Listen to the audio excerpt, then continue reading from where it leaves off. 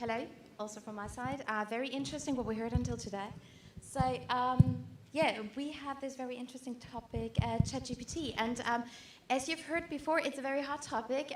Everybody was going on about this already. And yeah, it's an overarching topic everybody would like to participate in. And I'm very pleased to have actually those fabulous people with me on stage. And please go ahead, introduce yourselves. Maliha, if I could actually hand over to you. Oops, that was too close to me. Hello, everyone. My name is Maliha Faroq. I'm the head of marketing and communications for the Dolmen Group. I have also been associated for the last 16 years of my life with marketing. It has been a passion. I've been associated with fields like the financial sector. I've worked for the largest bank in the country. I've also worked in making an insurtech, which is the largest insurtech in the country as well. Worked with both local and international teams on the B2B and the B2C side. I'm a Google certified marketer. I am an Amazon featured writer. My latest book on digital marketing, which is the top 5 hacks of digital marketing, has been received very well. I have also done extensive research on AI and ChatGPT, especially comparing it to the other platforms of AI that are available. And I'm really looking forward to this conversation. So that's about me. Mahendra? Yeah, hi.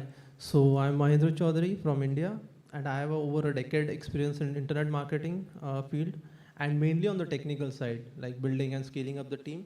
And currently I'm co-founder of GrowthSRC, a digital marketing agency where we serve only SaaS and news publishers, which are large enough.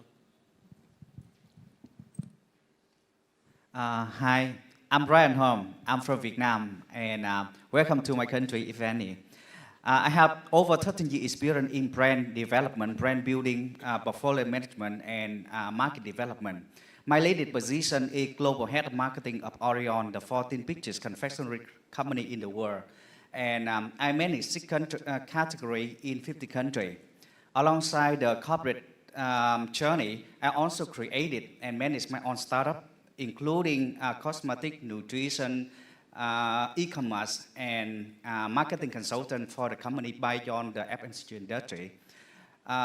Recently, I decided to step up away from my employment and focus on marketing consultant and writing book.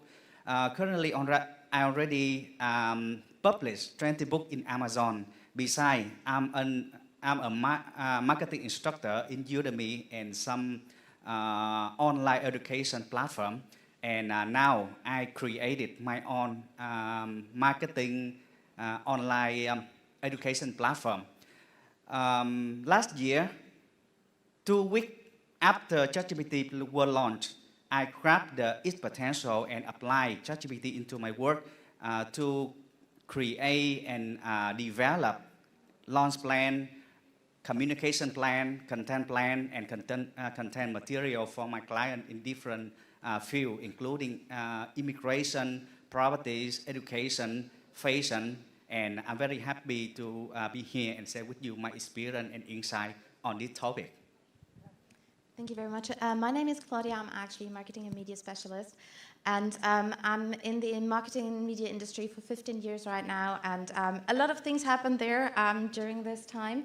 And yeah, now next hot topic. And I think we directly start into it. And Mahendra, you coming from a more technological perspective. We heard a lot about marketing applications today already. What does it actually mean for you that ChatGPT is now on the market, on the fingertips, actually? Okay, so when it comes to any campaign launch, technical team is always very clear as to, what is the issue, and they can figure out the solution. But when it comes to ChatGPT, it is able to help us deliver those changes at a very rapid speed, as well as on a mass scale level. Because earlier, if a million pages or a site with million pages needs to be updated, it used to take 2 or 3 weeks to validate the data, run dry runs. But currently, with the ChatGPT, like using some Google Sheet plugin of ChatGPT, we are able to do that in a week or sometimes in 3-4 days because the data is already validated very clearly by ChatGPT. So speed and scaling is two benefits that we are seeing in the technical side. Ryan, you tapped actually already onto it, that for your clients you're implementing that. What does it mean in your daily business actually to work with that? From my side, ChatGPT is a helpful tool, a trusty assistant, a reliable colleague, a target consumer, and even the competitor at the same time. Why?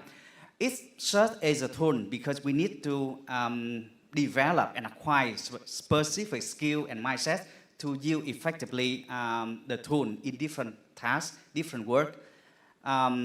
When I want to brainstorm and define something, it helped me by offering different direction and angle to consider. So it's just like I have the assistant right by my side, and it's become a college during the discussion. We can talk, we can discuss to decide something, make the decision, or finalize the proposal. And its input is very invaluable. It makes the result better, and I think that's because it brings new idea and perspective. And when I work on the product concept or communication concept, I work with ChatGPT as the target consumer, just like conducting the FGD, mean focus group discussion, so that I can get the insight from that kind of target group. I can get the potential reaction and the insight and the preferences from the target group I want to target our products. And the most interesting thing is, when I do something special, I work on the differentiated project from the market. I usually work what deep exercise. So I come up with my own action and then ask ChatGPT, if you were my specific competitor, what you do to counter me? That's why we create a series of action and reaction between two sides. So it's very helpful for me. So for me, ChatGPT plays different role. Yeah, different role. Maliha, from your marketing perspective and from all your experience you're having until now, what would you like to add on that? I know you're working in a quite similar field. What is your experience? Yes, absolutely. We work in very, very similar fields, but I have a philosophy for ChatGPT as well, because I feel that it represents a very symbiotic relationship between technology and marketing professionals. I also feel that it just does not only have a very expanded capability of providing new ideas and innovative ideas, but it also acts as a collaborator because it gives very valuable insights into what went wrong and what was with the success of a campaign. And secondly, to me, it also embodies a very new way of marketing, which goes far beyond, just one single way of pushing out communication from the brands to the consumer. And it now sort of dwells on very real-time, immersive, and meaningful connections that brands have with consumers and the way they talk, what they want to hear about, what kind of taglines do they resonate with.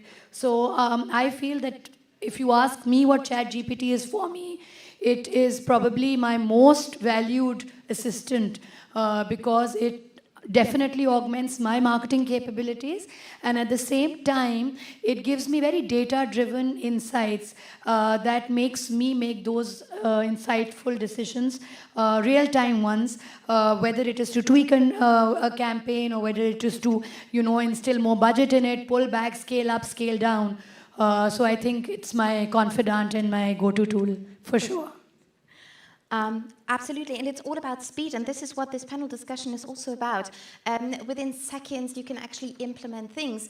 But as we also heard from actually the panel before and the speaker we've heard, it's all about strategy at the end of the day. It's about how do you implement that, how do you emphasize on it, how do you exploit it the best way possible without losing actually the human spirit within all of that. As you said so nicely, Maliha, it's an assistant, it's another tool, it's something which is fantastic because you have wisdom of crowds. But then again, even though it's boring, and I know in the first panel it was about brilliant basics, I want to actually exactly tap on that one. Ryan, talking about processes, strategies mean process as well. Where actually does ChatGPT tap into that, and how do you actually implement that when we are talking concretely about the structure? Yeah, okay. There's a lot of process. Let's say because all of here from different backgrounds. So let's say one process is a new product launch. Firstly, just go over the standards process first, and then we will explore how to apply ChatGPT into that process. So let's talk about the new product launch process in FMCG industry. Before we do any process, we usually collect the data, analyze the data, and define the unmet need of the category. And then we make the idea and concept development. I consider it as phase 1. Phase 2 and 3, we do at the same time as product development and marketing plan development. And followed by step 4 is communication pretest. And followed by step 5 is official launch. And finally, post evaluation. So we start first with the phase 1 concept, idea and concept development. When I work for this one, usually I have 2 main tasks. It write the idea, write the concept, and then work for the focus group discussion to get the insight and get the feedback from the consumer. So how to develop the insight and product concept or the concept with ChatGPT? Usually, I give some perspective of the target consumer to let the ChatGPT know and understand the situation and the target audience of my products. And then talk a little about the brand benefits with the reason to be just roughly, just the idea. And then I ask ChatGPT to create the insight, 3 insight or 4 insight, and from the insight, maybe some industry, I will engage with ChatGPT to fine tune. But some industry, they write very appealing insight, and from insight I ask them use the brand benefits with reason to believe I input earlier to create the concept for me.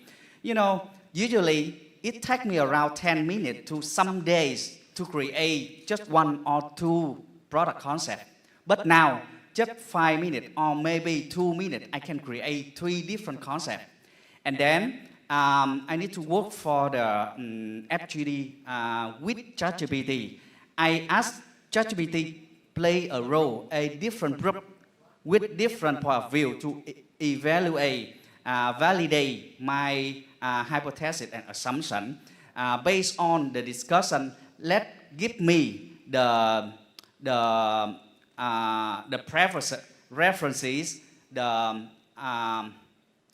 purchase likelihood, and how appealing, how I can adjust for specific concept, and then to make the concept is more perfect. So at that time, I can finalize the concept. I move to the next phase is the product development.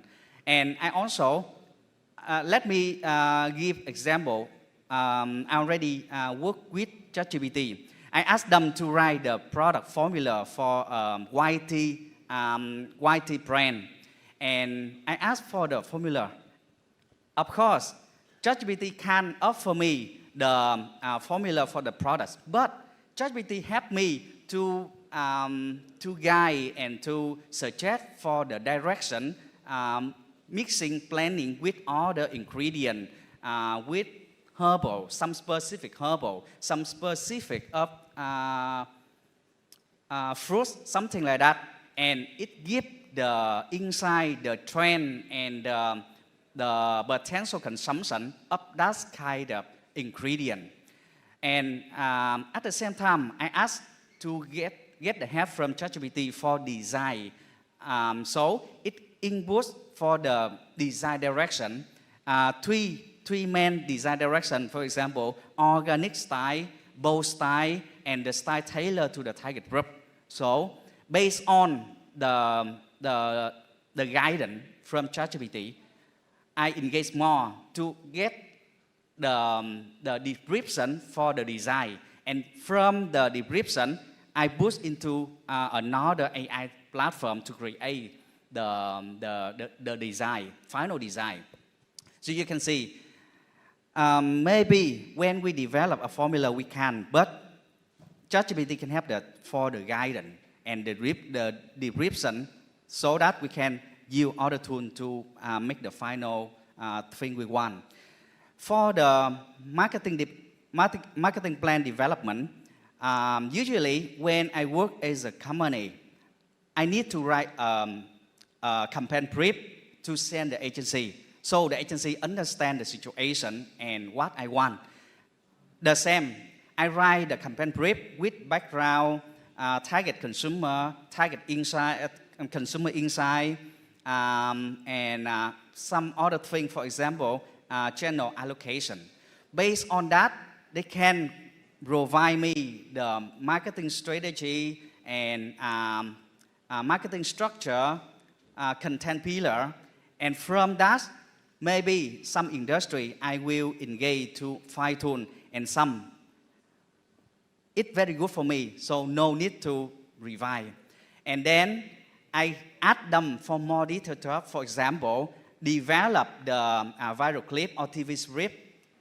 You know, just 2 or 3 minutes, I have 3 different TVC scripts. You know, in the past, when I brief to the agency, I at least need 1 month from briefing to get the final script and storyboard. Take around, cost around 30,000 US dollar to 60,000 US dollar, depends on the brand, depends on the scope. But now, I just spend 2 or 5 minutes to get 3 different viral clip scripts, totally free, total free, and just some minutes. And from the script, I will ask ChatGPT to play as a target consumer, maybe 4 rup or 3 rup, and then ask them to validate the idea. Which script is more meaningful, most appealing to target consumer, which or what I need to adjust to improve the performance. From the validation of ChatGPT, I will proceed with production with the agency. For the TVC, we must work with the agency because need high quality. But some viral clip, I don't need to work with the agency. I just use the script from ChatGPT and upload into other platform and then create the clip for me. It's very good. So after the phase 2 or 3, I have all the things I have: products, design, pricing, marketing plan, and the next thing is a communication test.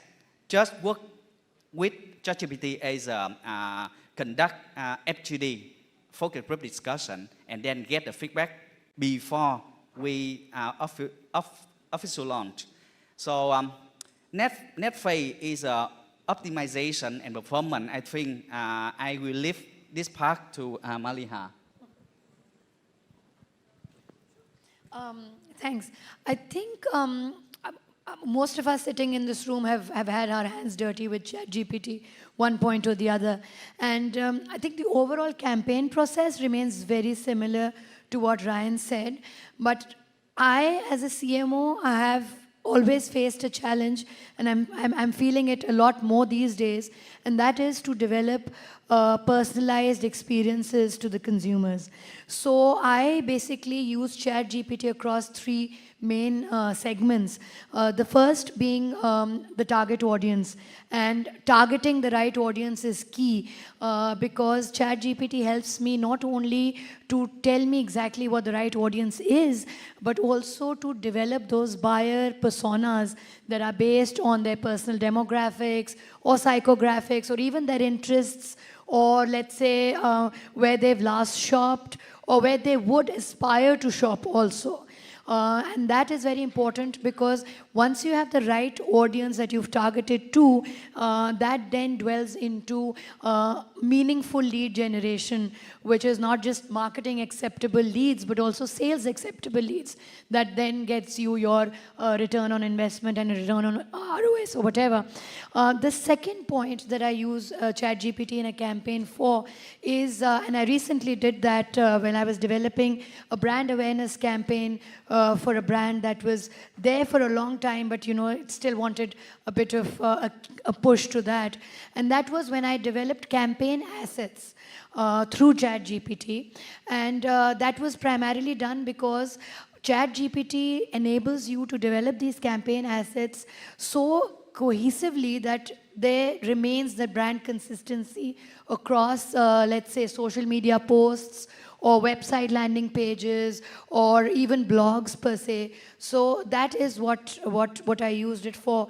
And the other part that Ryan very graciously mentioned, that we all have like a sword on our heads, is when we have already launched a campaign, how to monetize it, how to optimize it. As I mentioned earlier, do we upscale it, do we downscale it? And ChatGPT has provided to me not just valuable insights in terms of text, but also a very valuable trend analysis that it's done for me. It also makes these trend lines and these trend charts that get updated with obviously a plugin that you put through ChatGPT that gives you real trend lines, in real time. So I think the overall, as I mentioned, the campaign, how you execute a campaign on ChatGPT remains very similar to when you set your objectives, your campaign, you execute it, you get your target audiences, and then you monetize. But I think there are certain aspects of the campaign that ChatGPT does really, really well. And the ones that I've just pointed out to all of you. And I think if you could just give a go at that, it would really help. It's worked wonders for me, so give it a try. Thank you very much. And I think the interesting point is, as I said, the panel is all about speed. But you can see implementing actually ChatGPT is so important on so many different levels. And it's hard work actually to find the right strategy and to actually implement it the right way to get actually the best out of it. It certainly is, yes. And then it's your word against mine, right? It's the agency's word against what's the right targeting versus what I'm as a CMO telling you. And then there's a tool that tells us we're both wrong. So that is an eye-opener for sure. Absolutely. It's not just push the button and off you go, but it's really, really hard work. Mahendra, you from a technological perspective, we're all about the campaign up front. People are seeing actually. What do you say about that? What do you think? Okay, so from technological perspective, I'm sure that everyone in this room might have dealt with any developer or any technical person. And the response is always that, technical people make CMO level or any marketing person frustrated because they won't deliver things on time, or they will have very many reasons for not delivering things on time. And most of the time, you won't understand their language and they won't understand your language. So that's the classic thing which happens with us. Now, imagine you dealing with one of the developer and I have to deal with 8 to 10 developers every day and everyone giving a lot of reasons. But after ChatGPT, what we have seen is for larger campaigns, now developers have actually started participating more in the process, because earlier they used to spend a lot of time on troubleshooting things or cleaning data or those kind of things which happens during the campaign launch, which they are now able to automate on a large scale very easily. So they save a lot of time. They have a time, the frustration, the fatigue that they used to get earlier, Because of the ChatGPT usage, the plugins, the APIs, everything, they are able to save a lot of energy and deliver things on time. So recently, like, we launched a couple of large projects recently. Like, one was a relaunch in which the entire structure of the site needs to be changed, and it has around 3 to 5 million pages because half of the pages were on subdomain and then half were on the main domain. So we wanted to migrate that. So usually what happens is, in such large campaign, the chances of error are very high because a lot of data needs to be properly mapped out early. And so because of the ChatGPT extensions that are available for Google Sheets, the entire process was flawless and most of the things were like dealt. Whatever issues we faced, we were able to launch the entire campaign in a single day after the data cleaning, and there were no next day abruption. So it was a very smoothless process because of. So definitely for technical team, it is a boon, and we are trying to use as much as possible. Thank you very much. So now coming actually also a little bit to the risks of the whole party. Every single thing you're implementing has two sides of the story. It's always the positive and the negative. And when I'm thinking about marketing, and we're having a lot of data over there, and we want to be distinctive, we actually want to form our brands. We have data we don't even want to share with everybody, but to actually get certain things out of ChatGPT, you got to do that. I don't know how you feel, but to actually hand over all my insights to Elon Musk and the rest of the world, and at the end of the day, you're having like, yeah, wisdom of crowds, but everything kind of looks the same. Data privacy is something we should actually tap onto this, because as I said, all the good comes also with, I wouldn't say the bad, but some risks actually involved. Mahendra, from your perspective, and I know I'm very German to that, to be perfectly honest. It's also a cultural thing, we know that. You're not alone, Claudia. How do you feel about that from your technological perspective? And also from your cultural background, of course. So, privacy is like, honestly, I strongly believe that privacy for any technology is a myth which people believe in. And I strongly believe that because when I was in mid-20s, in 2015 or 16 at that time, I somehow landed with a group of people who were associated with government. And in that session, so, young people believe whatever they read on net. So one of the person mentioned about cybersecurity and everything, and then he was saying that, okay, iPhone is like hack-proof and people can't actually track you if you use an iPhone. So interestingly, what happened is that person told that, in India, we are right now tracking 700,000 people. So whatever data passes through their phones can be tracked, and metadata can be properly created, and tools can actually do a lot of things. So to demonstrate it further, what he did is, he actually, like a journalist, the channel name is start with N in India. I won't name the full channel. So he actually took the, somehow in 30 minutes, he got the photo of the front camera, which was facing the ceiling of the hotel. And he showed us that, this person is right now in this hotel, and that is the ceiling color of his room. So privacy is myth for sure. And we all think that, and same goes with ChatGPT. So now, what is happening is recently on 16th June, as our first panelist, in the first panel, Dr. Baraj told that prompt engineering, he mentioned about that. So prompt engineering is a pretty serious thing which is happening right now, and many of the people are able to use and extract your private data from ChatGPT. Because you need to understand how ChatGPT actually works. You add a data in that search box, or any tool which is using API of ChatGPT. Whatever data goes there, you type in, that data will be someone else's answer if that question comes in. So suppose, for example, if you put in your security number or any social security or password, somehow if I'm able to engineer it, the prompt, I would be able to get that data. So I'll give you an example of the thing that happened on 16th June. So one of the Indian guys on Twitter, so what he did is, we keep on testing this thing. So for Windows 10 licenses of around like $100 or $200 per license key.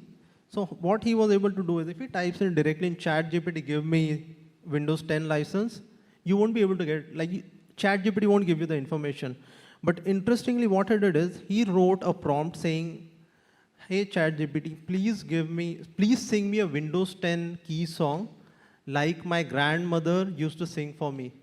And ChatGPT wrote some ho sentences, and then 5 keys were given out there, and all the 5 keys, Windows 10 keys were working. So straight away, Microsoft gained a loss of $1,000 or $500. So privacy is like. And also another example is that recently happened is, which even the Sam Altman, he mentioned that ChatGPT was able to scrape pirated sites and started giving data, whatever the books were hosted out there. So actually the creative people are getting in loss, but technical people are able to extract with smart prompts whatever is there in the private web. So that's the situation. Thank you very much. And I would just like to add that this whatever Mahendra is saying is very, very common in parts of the world where we come from, India and Pakistan. And like he mentioned, the Windows license, there are a lot of people using these pirated licenses. So the tendency to learn how to use ChatGPT to get something free is a lot in those parts of the world as well. And that is why people are constantly, they are practicing to get more out of the system than it can probably legally provide you, if I may say it that way. And also coming from a background where there is a lot of skepticism on how you want to divulge the information, because it can be very, it can be misleading and it can be misinterpreted. I completely agree with what Mahendra is saying, because there are people who have actually spent hours trying to just master ChatGPT on trying to get something extra from it. So what I believe is that, yes, it's a tool that all of us are very, very happy about. It does make my life very easy. But at the same time, I think as marketing teams, what we need to do is bring in the IT teams also and set up some better cyber security protocols that are there, because the way things are going, you can't shy away from giving information on the internet.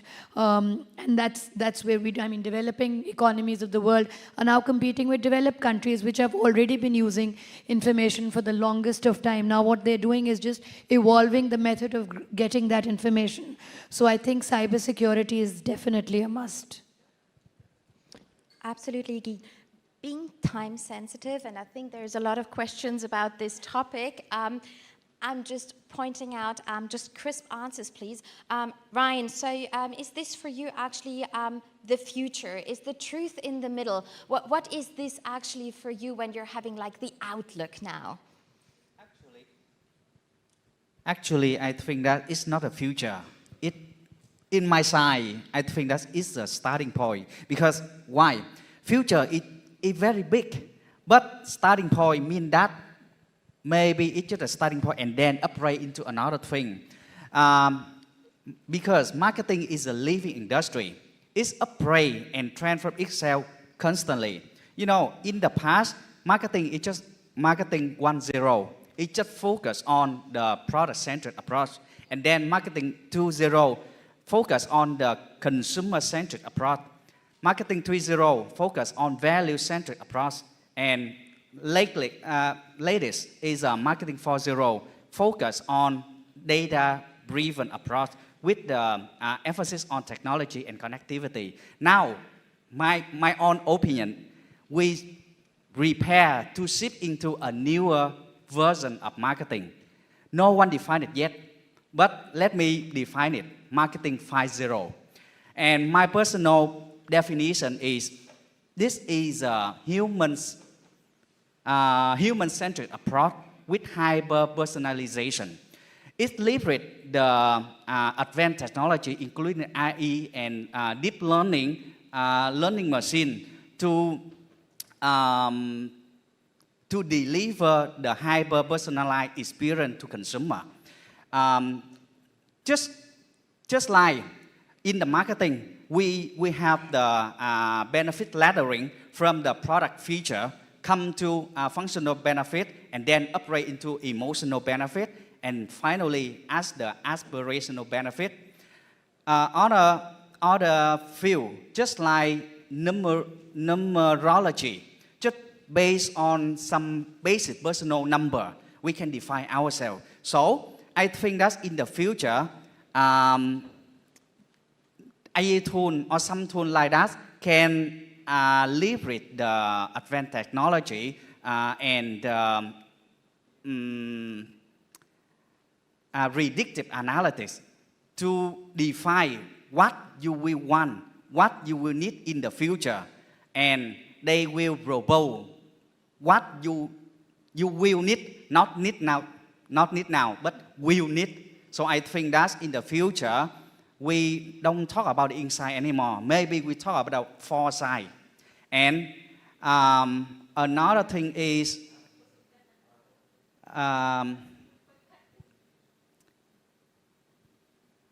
I think that we are just the user of that tool. We not the creator of that tool.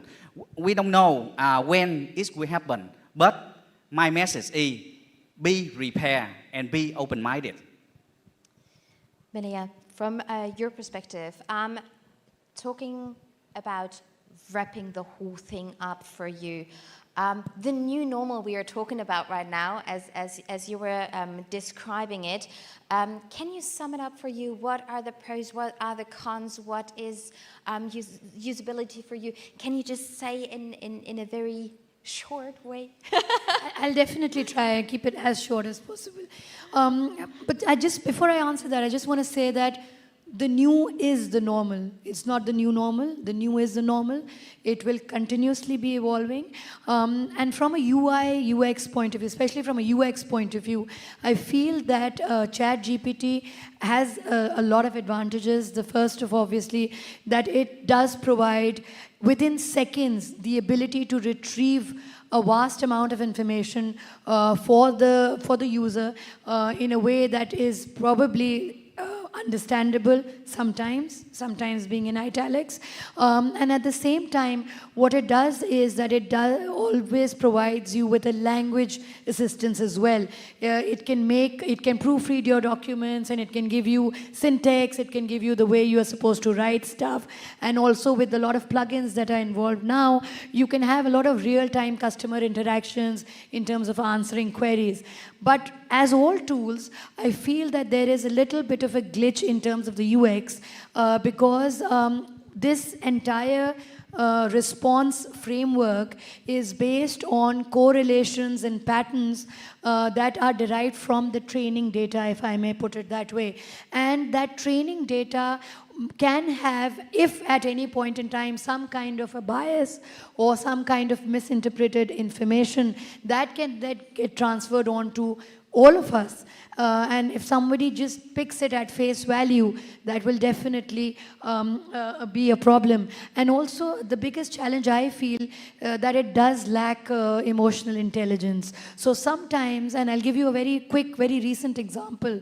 Of a few weeks back, there were two brands in the country, and I'm not going to take their names, obviously because one of them used ChatGPT for a campaign tagline, and unfortunately, the system got hacked. Now, when the system got hacked, they were very clever about it, and they said, okay, we've been hacked, sorry about that, do not conduct any transactions. Obviously, we are working on it, and we'll fix it as soon as possible. The other brand, on the other end, just entered the same, prompt on GPT, trying to pick up a trend, and they said, "Can you make me a meme on what just happened?" So that is something that, and obviously the meme was made very, very inappropriate, and extremely in very bad taste.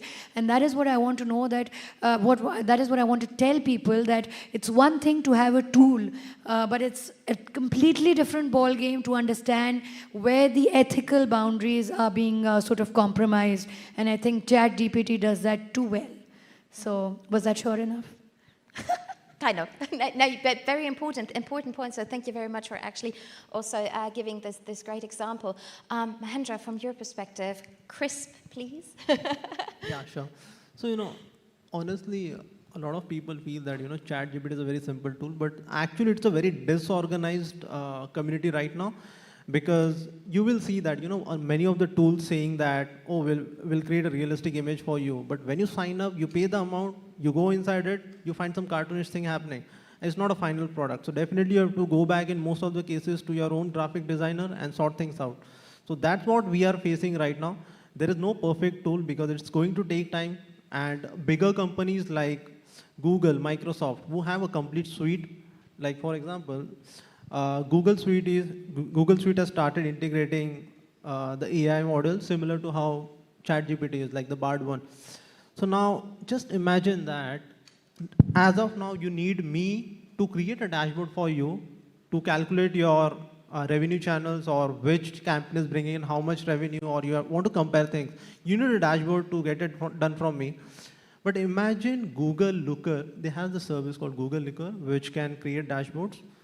Imagine this kind of model coming in there where you simply type in a prompt saying, okay, my Facebook data is connected, my Google Ads data is connected. Tell me which one has bought me more traffic, which one has bought me more sale, what is the cost per sale. All those parameters you can compare, and you won't need me. You will simply type in the prompt, you get the answer. So those kind of things are about to happen because they are in the testing phase right now. And already I think a few of the features are launched on Gmail. But eventually in a year or so, these bigger companies are going to win, and a lot of generalist or marketing or lead side people who are into business development are going to have an amazing time working with these tools and playing with that.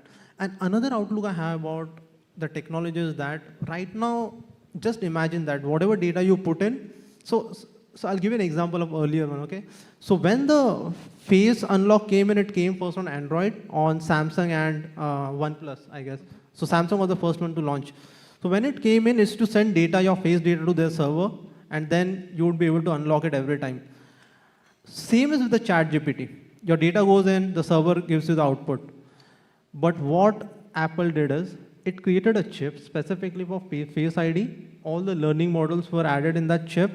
So now, on Apple at least, your face doesn't go to the server. Your phone has that chip, specific chip is designed for only working you're recognizing your face.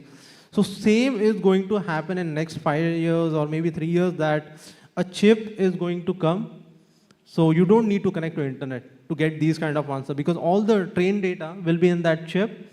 So whatever prompt you put in, your private data, you are not connected to internet, you might be in your private LAN connection, and you would be able to get securely access or get those kind of exact response.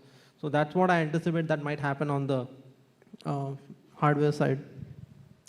Thank you very much. To wrap it up, ultimately, I think we can all relate to that. There's different actually levels to ChatGPT. You can utilize it in different ways. Very important, you need a strategy behind. And whereas you can actually crunch numbers with it, for example, from a media perspective, say, what is the ideal media mix, or help me to actually create my investment strategy. When it comes to brand, for example, this is a very different thing. You really have to think about what would I like to hand out or not.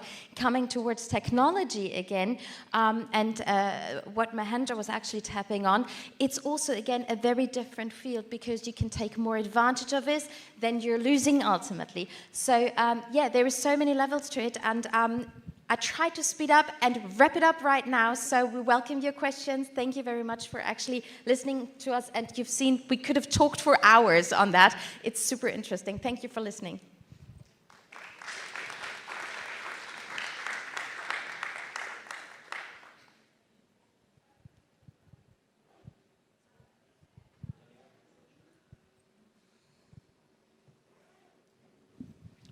Thank you. Really very interesting. My question to Maliha, you mentioned during your talk about developing assets using ChatGPT for a campaign. Can you just shed some light on what you did exactly?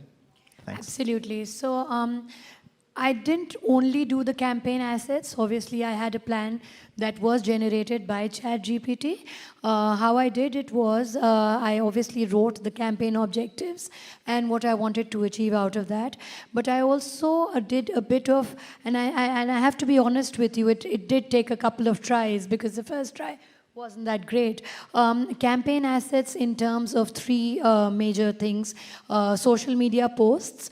So if I give you an example for a LinkedIn post, I was trying to do something to gel in with the Diversity Day that was just recently celebrated. So I gave a prompt to ChatGPT to make that. And I wrote in that exactly that I would want you to draft a LinkedIn post based on the current day that is being celebrated. This is my brand, this is what I do. I also told it the language that it's supposed to be in. So it's supposed to be either thought-provoking or funny or insightful. And at the same time, I also told, because ChatGPT, and I don't know whether that is a limitation in the part of the world that I am, does not really make any, let's say, graphics per se, but it does give you an idea on the kind of graphic that would actually suit the text. So that's exactly what it did. It gave me a graphic to it, and it made a social media post. At the end of it, I also told it to put in some keywords and some hashtags that are going to be helpful in getting the reach and the engagement for the post that it did. So that's how I made my social media posts. The website blog obviously was, I had given a topic to ChatGPT to write on it. I had given it the number of words and also given it the kind of, the kind of customer takeaways I would like that blog to have in terms of what with three main points that the customer would like. I would like the customer to, or the reader to probably read and take home with them. So that's how I made the website blog for it. So ChatGPT is a very, very powerful tool when you want to have these campaign assets made, because not just the fact that it makes these campaign assets for you based on the prompts that you give, you can also have the ability from ChatGPT to do an A/B testing on it. So I'll make two particular ad sets for a particular ad, and then run and then just pull it, the insights on that, and then see which one has worked well and put the budget behind that. Does that answer your question? Brilliant, thanks.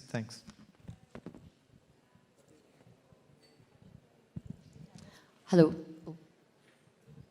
Is it okay to ask a question? Yeah. Hi.